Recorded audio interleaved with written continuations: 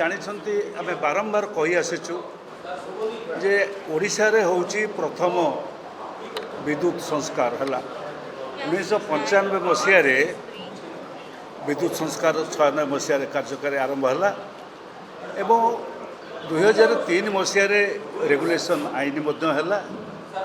ଏସବୁ ସତ୍ତ୍ୱେ ଆମେ ସବୁବେଳେ ଦାବି ବି କରି ଆସିଛୁ, କଂଗ୍ରେସ ପାର୍ଟି କରି ଆସିଛି।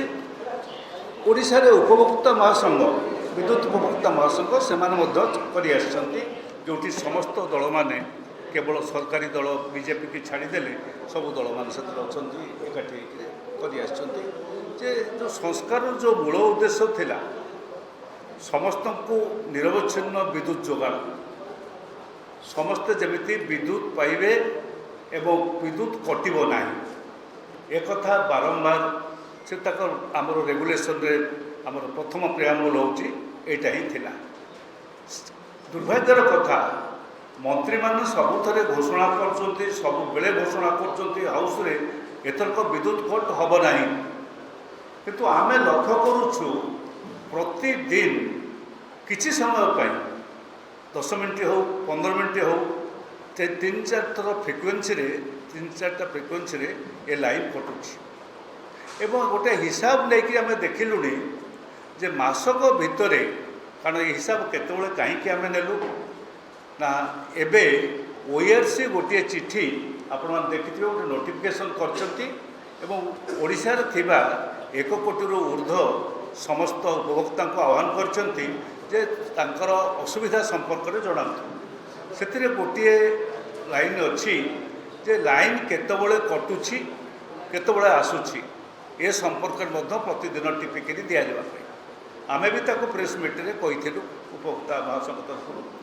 ତା'ର ହିସାବ କରି ଦେଖାଗଲା ବର୍ଷକର 23 ଦିନ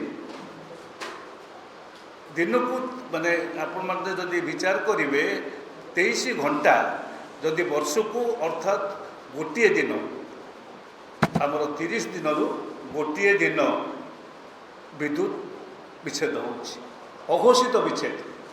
ଘୋଷିତ ବିଚ୍ଛେଦ ହେଉଛି ଆଇନ ସମ୍ମତ ରେଗୁଲେସନ୍ ଅନୁସାରେ ହୁଏ ଏବଂ ଘୋଷିତ ପାଇଁ ଘୋଷଣା ପାଇଁ ସେମାନେ ଚାରିଆଡ଼େ ବୁଲିକିରି କହିଥାନ୍ତି ଏବଂ ସେଦିନକ ପାଇଁ ପଇସା କାଟି ଦିଆଯାଇଥାଏ, ନେଇନଥାନ୍ତି।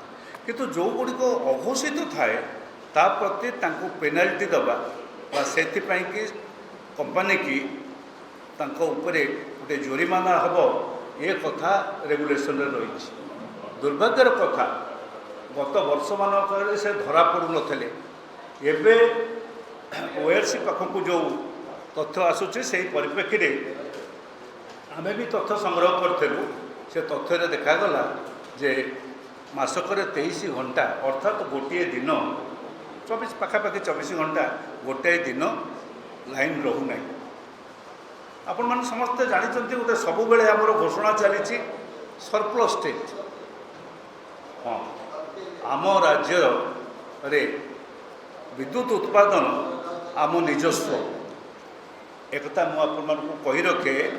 ଆମର କୋଇଲା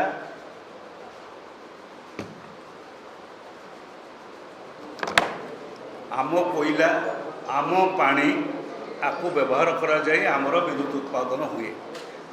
ପୂର୍ବରୁ ପାଣିରୁ ଉତ୍ପାଦନ ହେଉଥିଲା, ସମୁଦାୟ ବିଦ୍ୟୁତ ଯେଉଁ ବ୍ୟବହାର ହେଉଥିଲା ତା'ର 33%, ଅର୍ଥାତ୍ ପାଖାପାଖି 1/3 ଏବେ କମିଗଲାଣି।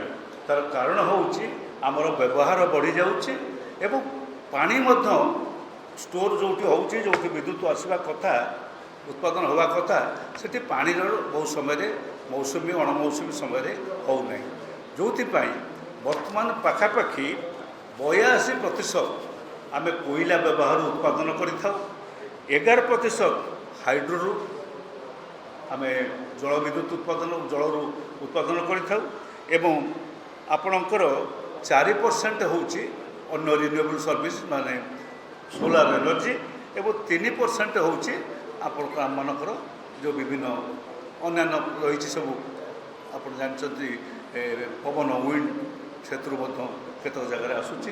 ଏଗୁଡ଼ିକ 2-3% ସବୁ ମିଶାମିଶି ହେଇକରି ଏହିପରି ଭାବରେ ଉତ୍ପାଦନ ହେଉଛି। ଆମର ଉତ୍ପାଦନ ପାଖାପାଖି ବର୍ତ୍ତମାନ ପହଞ୍ଚିଲାଣି, ଉତ୍ପାଦନ ମାନେ ଇନଷ୍ଟଲ୍ କାପାସିଟି ବିଦ୍ୟୁତ ଉତ୍ପାଦନର ଆମର ଯେଉଁ କାପାସିଟି ଅଛି ତାହା ପହଞ୍ଚିଲାଣି 9,000 ମେଗାୱାଟ୍ ପହଞ୍ଚିଲାଣି। ଏହା ସତ୍ୟ ଖୁବ୍ ଭଲ ଗୋଟେ ଶୁଭଙ୍କର ବୋଲି ଆମେ ବିଚାର କରିବା। ଏଇ ଯେଉଁ 9,000 ଆସୁଛି ଇଲେକ୍ଟ୍ରିସିଟି ସେଥିରୁ ଆମେ ଇନଷ୍ଟଲ୍ ହେଇଛି, କିନ୍ତୁ ଆକ୍ଚୁଆଲି ଆମର 5,500 ମେଗାୱାଟ୍ 9,000 ମେଗାୱାଟ୍ରୁ 5,500 ମେଗାୱାଟ୍ ଆମର ଉତ୍ପାଦନ ହେବାର ତାକତ ଆମ ପାଖରେ ଅଛି ପିକ୍ ପିରିୟଡ଼ରେ। ଏବଂ 5,500 ମେଗାୱାଟ୍ ଆମେ ଉତ୍ପାଦନ କରୁଛୁ। ଆମର ଖର୍ଚ୍ଚ ଯାଉଛି 4,300ରୁ 4,700 ମେଗାୱାଟ୍ ପର୍ଯ୍ୟନ୍ତ ମେଗାୱାଟ୍। କାରଣ ଆମର ବିଶେଷ କିଛି ଖରାପ ଖର୍ଚ୍ଚ ନୁହେଁ, କାରଣ ଆମର ପର୍ କ୍ୟାପିଟା ଏକ୍ସପେଣ୍ଡିଚର୍ ବିଦ୍ୟୁତ ଏକ୍ସପେଣ୍ଡିଚର୍ରେ ଆମେ ଭାରତ ବର୍ଷରେ ଏବେ ତୃତୀୟ ସ୍ଥାନରେ ଅଛୁ। ଏଥିରେ କିଛି ଖରାପ ନାହିଁ, ଆମର ପୋଜିସନ୍ ଖରାପ ନାହିଁ, କାରଣ ଆମର ବିଦ୍ୟୁତ ଆମେ ଉତ୍ପାଦନ କରୁଛୁ, ବ୍ୟବହାରରେ ମଧ୍ୟ এই ଅବସ୍ଥାରେ ଅଛୁ। କିନ୍ତୁ ଆଉ ଯାହା ବଳକା ହୁଏ ତାକୁ ଆମେ ନ୍ୟାସନାଲ୍ ଗ୍ରିଡ଼୍କୁ ଦେଉ, ବିକ୍ରି କରୁ।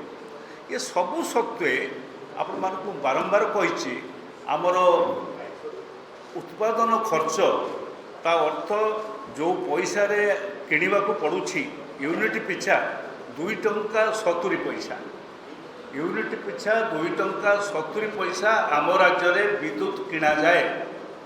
କିନ୍ତୁ ବିକ୍ରି କଲା ବେଳକୁ 7 ଟଙ୍କା 40 ପଇସାରେ ବିକ୍ରି ହେଉଛି। ଏବେ 7 ଟଙ୍କା 40 ପଇସା ଆପଣ କେମିତି ବୁଝିବେ?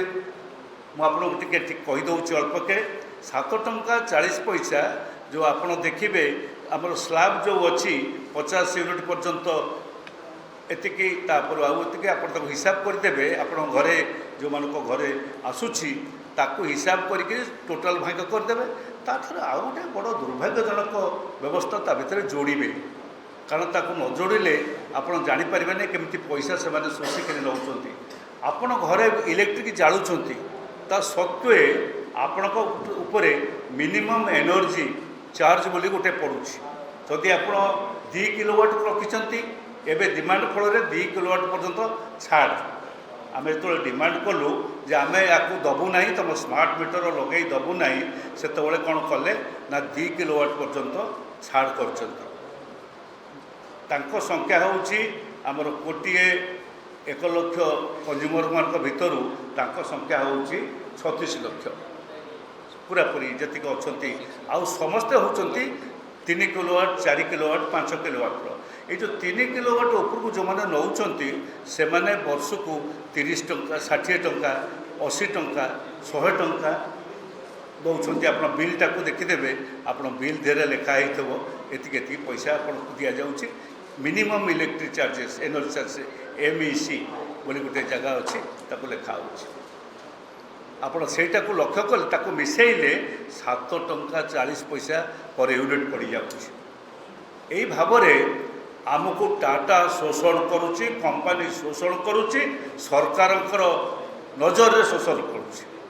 ସୌଭାଗ୍ୟର କଥା ବର୍ତ୍ତମାନର ORC ଆସନ୍ତା 16 ତାରିଖ ଭିତରେ ଲୋକମାନଙ୍କ ଠାରୁ ସମସ୍ତଙ୍କ ଠାରୁ ତାଙ୍କର ଅଭିଯୋଗ ଆହ୍ୱାନ କରିଛନ୍ତି।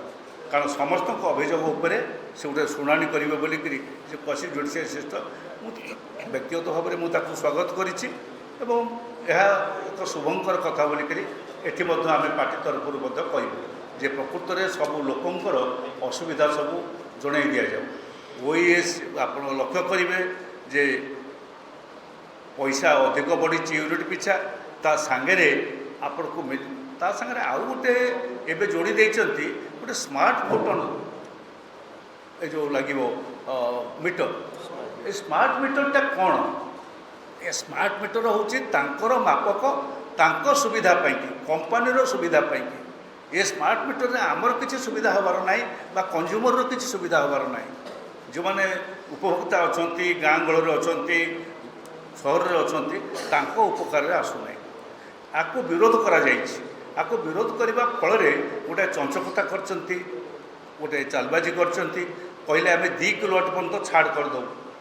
ସରକାର କହିଦେଲେ 2 କିଲୋୱାଟ୍ ପର୍ଯ୍ୟନ୍ତ ଛାଡ଼, ତା ଅର୍ଥ ଏଥିରୁ କିଛି ଲୋକଙ୍କୁ ଭାଗ ଭାଗ କରିଦେବେ। କିଛି ଲୋକ କହିଲେ ଆମେ ଦରିଦ୍ର ଲୋକଙ୍କୁ ଛାଡ଼ କରିଦେବୁ, କିନ୍ତୁ 2 କିଲୋୱାଟ୍ ଉପରକୁ ଲୋକଙ୍କ ସଂଖ୍ୟା ହେଉଛି ବହୁତ ଅଧିକ ଯେଉଁମାନେ ବ୍ୟବହାର କରୁଛନ୍ତି।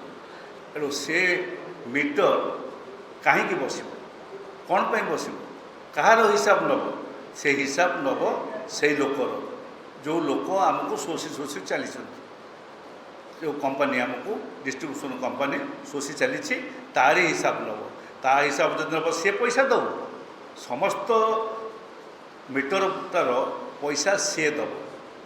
ଆମେ ସେ ମିଟର ପାଇଁକି ପଇସା ଦେବୁ ନାହିଁ, ମିଟର ପାଇଁ ପଇସା ଦେବୁ।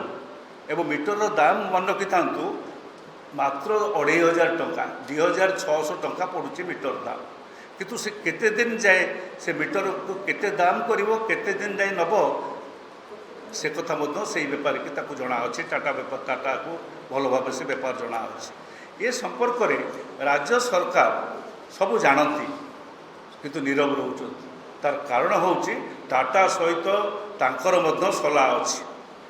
ଟାଟା ସହିତ ପୁରାପୁରି ସଲା ସୁତୁରାରେ ବିଜେଡ଼ି ବି ଥିଲା, ଯିଏ ଆଣିଥିଲେ 25 ବର୍ଷର ଏଗ୍ରିମେଣ୍ଟ କରିଥିଲେ। ଆଜି ଯିଏ ସରକାର ଅଛନ୍ତି ସେ ମଧ୍ୟ ଟାଟା ସହିତ ସଲାରେ ଅଛନ୍ତି। କାହିଁ ଏକଥା କହୁଛି ନା, ଏକଥା କ'ଣ ସେ ଜାଣନ୍ତି ନାହିଁ? ଏକଥା ଜାଣିନାହାନ୍ତି। ଆମ ଗାଁ ଗହଳରେ ପାଣି ମୁନ୍ଦାଏ ଦେବା ପାଇଁକି କରାଯାଇଛି, ଏ ଯେଉଁ ଇଏ ପାଇପ୍ ବସାଯାଇଛି, କେଉଁଟା ଏ ଯେଉଁ ଆପଣଙ୍କ ଟାୱାର ବସିଛି, ପାଣି ପାଇପ୍ ପମ୍ପ ଇଏ ବସିଛି, ଏବଂ ସେଥିରେ ଓଭରହେଡ୍ ଟ୍ୟାଙ୍କରେ ଇଲେକ୍ଟ୍ରିକ୍ ବ୍ୟବହାର ହେଉଛି। ପଇସା ଦେଇ ନପାରିଲେ ଲାଇନ୍ କାଟିଦେଲେ, ଲୋକେ ପାଣି ଟୋପାଏ ପିଇବାକୁ ପାଇଲେ ନାହିଁ। ଖରା ଦିନଟାରେ କଟିଗଲା, ଅନେକ ଜାଗାରେ ସେଥିରେ କଟିଯାଉଛି।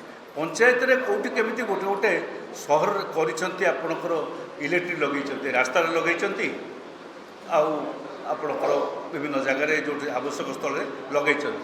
ସେ ପଇସା କଲେକ୍ସନ୍ କରିକି ଦେଇପାରନ୍ତି ନାହିଁ। ଅନ୍ୟ ରାଜ୍ୟମାନଙ୍କରେ ଯେଉଁଠି ଏ ବ୍ୟବସ୍ଥା ସବୁ ଅଛି, ସେଠି ସରକାର ବା ଇଏ ଦେଉଛନ୍ତି, ପଇସା ଦିଅନ୍ତି, ଭରଣା କରନ୍ତି, ଏବଂ ସେ ଭରଣାରେ ସବୁ ଚାଲୁଛି, ପାଣି ଚାଲୁଛି ଏବଂ ଇଏ ବି ଚାଲୁଛି। ଏଠି ରାଜ୍ୟ ସରକାର ନା ପାଣି ଚଲେଇବା ପାଇଁ ପଇସା ଦେଉଛନ୍ତି ପଞ୍ଚାୟତକୁ, ନା ଆମେ ଦାବି କରୁଛୁ ଆଜି ସମସ୍ତ ପଞ୍ଚାୟତକୁ, ଗ୍ରାମ ଅଞ୍ଚଳରେ ଥିବା ସମସ୍ତ ପଞ୍ଚାୟତକୁ, ଯେଉଁମାନେ ବିଦ୍ୟୁତ୍ ବ୍ୟବହାର କରୁଛନ୍ତି, ପଞ୍ଚାୟତ ସ୍ତରରେ ନେଇକରି ତାଙ୍କର ଲଗାଇଛନ୍ତି, ରାସ୍ତା ଷ୍ଟ୍ରିଟ୍ ଲାଇଟ୍ ଲଗାଇଛନ୍ତି, ବା କେଉଁ ଠାକୁର ଘରେ ବା କେଉଁଠି କ'ଣ ଲଗାଇଛନ୍ତି, ତାଙ୍କର ସମସ୍ତ କନଜମ୍ପସନ୍ର ପଇସା ସରକାର ବହନ କରିବେ। ଆମେ ଦାବି କରୁଛୁ, ଯେଉଁଠି ପାଣି ଦିଆଯାଇଛି, ଓଭରହେଡ୍ ଟ୍ୟାଙ୍କ ଦିଆଯାଇକରି ପାଣି ଲୋକଙ୍କୁ ସପ୍ଲାଏ ପିଇବା ପାଣି କରାଯାଉଛି, ସେଠି ସବୁ ପଞ୍ଚାୟତକୁ ଗୋଟେ ରିଭଲଭିଂ ଫଣ୍ଡ ଦେବେ ଏବଂ ସରକାର ତାର ପଇସା ଭରଣ କରିବେ। ଅର୍ଥାତ୍ ସେ ଲାଇନ୍ କଟିବ ନାହିଁ ଏବଂ ସେଠି ପାଣି ସପ୍ଲାଏ ହେବ, ସେଠି ଇଲେକ୍ଟ୍ରିକ୍ ସପ୍ଲାଏ ହେବ। ଗାଁର ଲୋକମାନେ ସହରର ପରି ମଧ୍ୟ ତା ସୁବିଧା ସୁଯୋଗ ପାଇବେ। ଏଇଟା ହେଉଛି ଆମର ଆଜିର ଡିମାଣ୍ଡ। ଦ୍ୱିତୀୟ କଥା ହେଉଛି, ଆମେ ଲାଇନ୍ ପକାଇବୁ। ମୋ ଘର ଟିକେ ମୁଁ ଦୂରରେ ନେଇକରି କେନାଲ କୂଳରେ ଗୋଟେ କେଉଁଠି ଘର କରିଛି। ଆପଣମାନଙ୍କ ଭିତରୁ ଯଦି କେହି ଜଣେ ଘର କରନ୍ତି, କାରଣ ଆପଣମାନଙ୍କ ଭିତରୁ ଜଣେ ସାମ୍ବାଦିକ କାଲି ମୋ ସାଙ୍ଗରେ ବସିଥିଲେ, ତାଙ୍କର ଅଫିସର ସାଙ୍ଗରେ ମୁଁ କଥା ହେଉଥିଲି, ସେ ଶୁଣିଛନ୍ତି ମାଇଲରେ କିଲୋମିଟର ଦୂରରେ ଆଉ ଜଣେ ନେଇକରି ଘର କଲା, ତାର ସବୁଯାକ ଖୁଣ୍ଟର ପଇସା ହିସାବ କରି ତାପରେ 10 ଲକ୍ଷ ଟଙ୍କା ଡିମାଣ୍ଡ ହେଲା। 10 ଲକ୍ଷ ଟଙ୍କା ଡିମାଣ୍ଡ ହେଲେ ଆପଣ ସେ କୌଣସି କଞ୍ଜ୍ୟୁମର ଦେଇପାରିବ? 10 ଲକ୍ଷ ଦେବ ଏବଂ ଆପଣ ବସେଇବ, ଇଏ ବସେଇବ, ଇଲେକ୍ଟ୍ରିକ୍ ବସେଇବ, ସେଠୁ ତାକୁ ଫାଇଟ୍ କଲା ପରେ ସେ 10 ଲକ୍ଷ ଟଙ୍କାଟା 63,000 ଟଙ୍କାକୁ କାଲି ହିସାବ ହୋଇକରି ଆସିଲା। କାଲି ଆପଣମାନଙ୍କ ଭିତରୁ ଜଣେ ସାମ୍ବାଦିକ ବନ୍ଧୁ ମୋ ପାଖରେ ସବୁ ସୁଯୋଗ କ୍ରମେ ବସିଥିଲେ, ସେହି ସମୟରେ ମୁଁ ଏ କଥା ନିଷ୍ପତ୍ତି ହେଉଥିଲା। ଏଇ ହେଉଛି ଏ ରାଜ୍ୟର ସ୍ଥିତି। ରାଜ୍ୟ ସରକାର ଏସବୁ ସମ୍ପର୍କରେ ଜାଣନ୍ତି। ଅନ୍ୟ ରାଜ୍ୟମାନଙ୍କରେ କ'ଣ ହେଇଛି ଜାଣିଛନ୍ତି? ଅନ୍ୟ ରାଜ୍ୟମାନଙ୍କରେ ଯେଉଁଠି ଯିଏ ସେ ନେବ, ସିଏ ଯେତିକି ଟଙ୍କା ତା'ର ଡିମାଣ୍ଡ ହେବ, 10ଟା ଖୁଣ୍ଟି ପକାଇବ, 10ଟା ଖୁଣ୍ଟି ଆଉ ତାର ପାଇଁକି ଯାହା ହେବ ତା'ର 50% ଦେବ ସରକାର ଦେବ, 25% ଦେବ ଡିଷ୍ଟ୍ରିବ୍ୟୁସନ୍ କମ୍ପାନୀ, 25% ଦେବ ଯେଉଁ ଲୋକ ନେବ। ତାର କାରଣ ହେଉଛି ଏହା ଯେ ଆପଣ ପକାଇ ସାରିଥିବେ ମାଇଲ ଏକ ଦୂରରେ, ତା ଭିତରେ ଆଉ କିଛି ଲୋକ ଆସି ଘର କରିବେ, କରିବେ ନା ନାହିଁ? ତାହେଲେ ସେମାନେ କେମିତି କ'ଣ କରିବେ? ସେଇ ସବୁ ଗୁଣରେ ପଇସାରେ ଇଏ ନେଇ ଚାଲି ଯାଉଛି। ଟାଟା ବିଭିନ୍ନ ରକମର କରିକିରି ପଇସା ସମସ୍ତଙ୍କଠୁ ନେଇଯାଉଛି, ଆମକୁ ବୋକା ବନେଇକିରି ସେ ପଇସା ନେଉଛି। ସେ ସବୁ କଥା କାଲି ଆଲୋଚନା ବେଳେ ସେ ସାମ୍ବାଦିକ ବନ୍ଧୁ ମୋ ସାଙ୍ଗରେ ବସିଥିଲେ ସାମ୍ନାରେ, ସେ କଥା ଆଲୋଚନା ହେଉଥିଲା, ଆପଣ ଜାଣିଥାନ୍ତୁ। ଏଣୁ କାଲି କମିକି ସେଠିକି ଆସିଲା। ଏ କଥା କ'ଣ ସରକାର ଜାଣୁନାହାନ୍ତି? ପ୍ରତିଦିନ ଲୋକେ ଅସୁବିଧାର ସମ୍ମୁଖୀନ ହେଉଛନ୍ତି, ଲୋକେ ଜାଣିପାରୁନାହାନ୍ତି। ସରକାର ସ୍କୁଲ ଘରେ କଟି ଯାଉଛି, ପ୍ରତି ସ୍କୁଲରେ ଆମ ପ୍ରାଇମେରୀ ସ୍କୁଲ ମାନଙ୍କରେ ଯଦି ଇଲେକ୍ଟ୍ରିକ୍ ଦେଇଛ, ତୁମେ ଆଡ଼େ କ'ଣ କମ୍ପ୍ୟୁଟର ଦେଇଛ, କ'ଣ ଦେଇଛ, ବାହା ନେଉଛ, ସେ ସବୁ ଲାଇନ୍ କଟି ଯାଉଛି, ଇଲେକ୍ଟ୍ରିକ୍ କଟି ଯାଉଛି, ପଇସା ସେମାନେ ପେମେଣ୍ଟ କରିପାରୁନାହାନ୍ତି, ସେମାନଙ୍କୁ କମର୍ସିଆଲ ରେଟ୍ରେ ଦିଆଯାଉଛି। ଆପଣ ଡୋମେଷ୍ଟିକ୍ ରେଟ୍ରେ ଦେଉଛନ୍ତି ଲୋକଙ୍କୁ, ଠିକ୍ ଅଛି, କିନ୍ତୁ ସ୍କୁଲ ଘରକୁ କମର୍ସିଆଲ ରେଟ୍ରେ ଦେବେ କେମିତି? ସ୍କୁଲ ଘର, ଅଙ୍ଗନବାଡ଼ି କେନ୍ଦ୍ର ଏସବୁ ଗୁଡ଼ାକୁ କମର୍ସିଆଲ ରେଟ୍ରେ ଦେବେ ନା। এই কথা সরকার জাଣନ୍ତି এবং যেহেতু টাটার ବୋଲକରା ହେଇଛନ୍ତି, যেহেতু টাটা পাখে বন্ধা পড়িଛନ୍ତି এবং নিশ্চয় কিছু স্বার্থ থিব, মু সে স্বার্থ কেতে পরিমাণর কইপারুনি, আপনাମାନେ অনুধান করিবে, ସେଥିରେ ସେ ତାଙ୍କୁ ଏ ସୁବିଧା ସୁଯୋଗ ଦେଇଛନ୍ତି। ଆମ ପାଣି, ଆମ କୋଇଲା, ଆମର ଉତ୍ପାଦିତ ଜିନିଷ ବାହାରକୁ ବିକ୍ରି ହେବ, ଅଥଚ ଆମ ଭିତରେ ବିକ୍ରି ହେଲା ବେଳେ କମ୍ ଦରରେ କିଣା ଯାଇକରି ବହୁତ ଦରରେ ମାରୁଆଡ଼ି ବ୍ୟବସାୟୀ, ମୁଁ ଶବ୍ଦ ବାହାରି ଯାଉଛି ମାରୁଆଡ଼ି ବୋଲିକିରି, କାରଣ ଇହୁଦୀ ଆଉ ମାରୁଆଡ଼ିମାନଙ୍କର ବ୍ୟବସାୟ କଥା ମୁଁ ବହିରେ ପଢ଼ିଲା ବେଳେ ଏ ଦୁଇଟା କଥା ପଢ଼େ। ଏମାନେ ସବୁଠାରୁ ବଡ଼ ବ୍ୟବସାୟୀ ଜାତି ବୋଲିକିରି। ଏଇ ବ୍ୟବସାୟୀ ଜାତିମାନେ ଏତେ ପରିମାଣରେ କିଣିବେ 3 ଟଙ୍କାରେ, ବିକ୍ରି କରିବେ 7 ଟଙ୍କାରେ, ଏତେ ଲାଭ ନେଇକରି କେହି ବିକ୍ରି କରିଥିବା କୌଣସି ଦୋକାନୀ ଆପଣମାନେ କେବେ କେଉଁଠି ଦେଖିନଥିବେ, ଯାହା ଟାଟା ଆମ ରାଜ୍ୟରେ ସରକାରଙ୍କର ସାହାଯ୍ୟରେ କରୁଛି।